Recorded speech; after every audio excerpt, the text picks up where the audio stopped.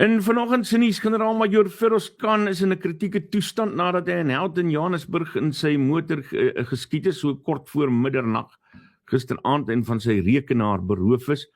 Aanvallers in 'n wit Mercedes-Benz het glo 2 skote op hom gevuur en hy is in die onderlyf getref volgens berigte. Die polisie ondersoek die saak nadat 9 mm patroondoppe op die toneel gevind is. Nou sien ek daar's heelwat bespiegelinge oor of hierdie dalk maar 'n opgestelde ding is. Ons sal nou bietjie daaroor gesels.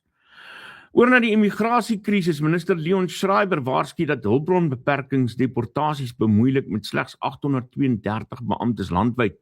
Hy glo tegnologie is die antwoord. Intussen het duisende buitelanders, hoofsaaklik Malawiërs, skuiling by repatriasiesentrums in Durban gesoek weens intimidasie deur plaaslike betogers voor môre se sperdatum. In KwaZulu-Natal heers groot angs oor die beplande betogings teen ongedokumenteerde immigrante in eThekwini en Pietermaritzburg. Terwyl inwoners kla oor werkloosheid, toon 'n studie dat immigrante 9% tot die BBP bydra. Premier Tami Ntuli het gewaarsku dat die provinsie nie 'n herhaling van die 2021 geweld kan bekostig nie. Die departement van basiese onderwys gaan leefstyl audits op senior beamptes doen in samewerking met SEI. Woordvoerder Lukanya Wangtwa sê dit is in belang van miljoene leerders. Die eerste fase fokus op die direkteur-generaal en adjunk-direkteurs-generaal. By die OR Tambo lughawe is 'n 23-jarige Suid-Afrikaanse vrou vasgetrek vir dwelmhandel. Ekstrale het kapsules in haar liggaam bevestig voordat sy na Tokio kon vlieg. Sy verskyn vandag in die Kempton Park Landdroshof. In Gugulethu ondersoek die polisie 'n 3-dubbele moord nadat 3 mense Saterdag aand in die Kanana nedersetting doodgeskiet is. Geen inhegtenisnemings is nog gedoen nie en die provinsiale eenheid vir ernstige geweldsmisdade het die ondersoek oorgeneem.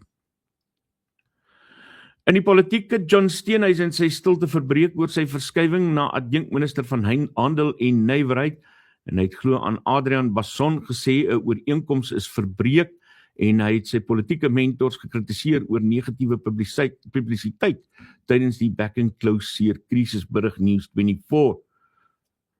Die Zimbabwese sakeman Wicknell Chavayu is onderskoot nadat hy gespog het met 'n huis van 160 miljoen rand in Fresnay. Chavayu word deur die valke ondersoek vir geldwasery en die parlement se polisiekomitee sê sulke transaksies is 'n groot rooi vlag.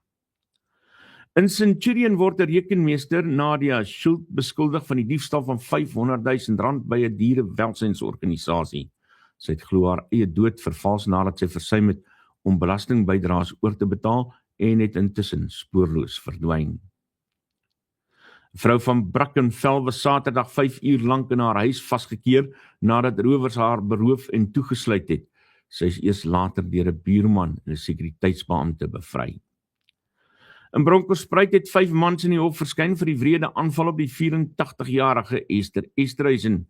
Die beskuldigdes ontken skuld op aanklagte van samenswering en roof met verswarende omstandighede.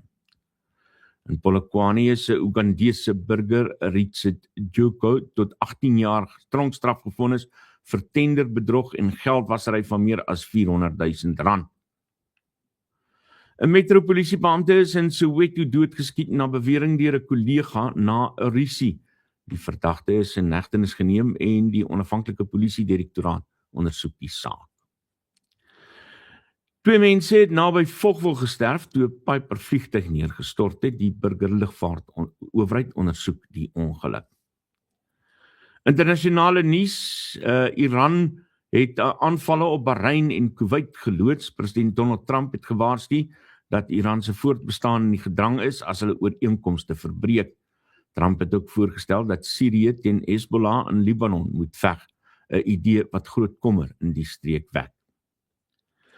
In Kalifornië is die oorblyfsels van honderde honde by 'n diereskuiling gevind.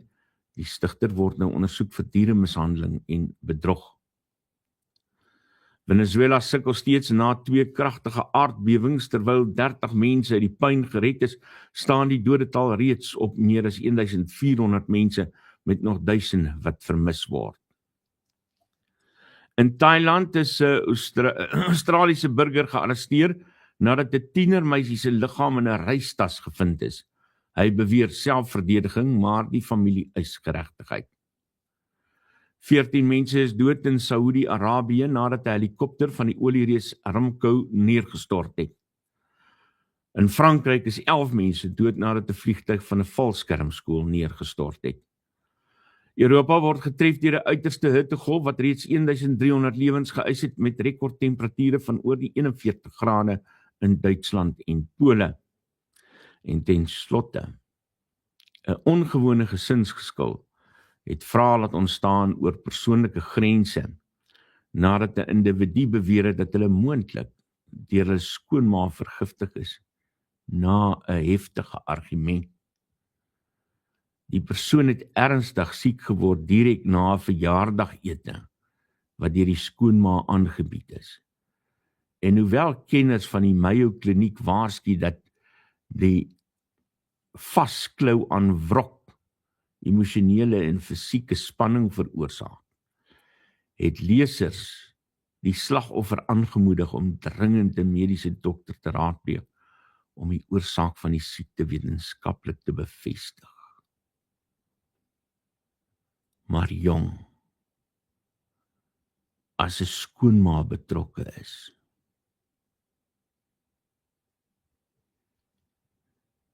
dan is dit net vrees en bewering.